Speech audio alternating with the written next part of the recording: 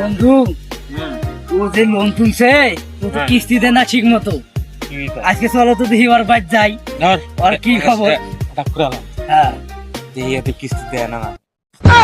এই শ্রমিক ভাই বাসায় আছো? এই গেট খোলা। এ ভাই তোমরা গেট ধাক্কাও। আসসালামু আলাইকুম। ওয়ালাইকুম আসসালাম ভাই। বড় ভাই তোমার দেখা নাই, কই থাকো বড় ভাই? ভাই আমি তো বাড়িতে থাকি। গত মাসে কিস্তি নিতে আসলাম, হ্যাঁ নিছি কিস্তি। তোমার দেখা পাই নাই ভাই।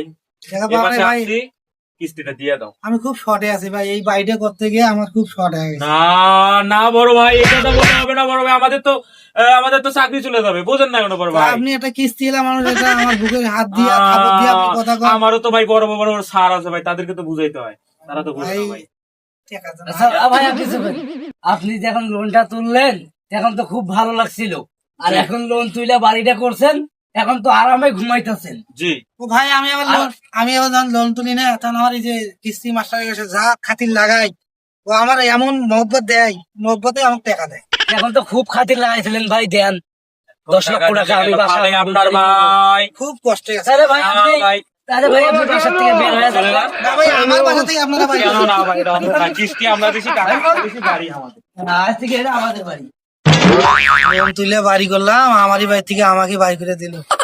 আজকে নেম্বার চেয়ারম্যানের কাছে বিচার দেব।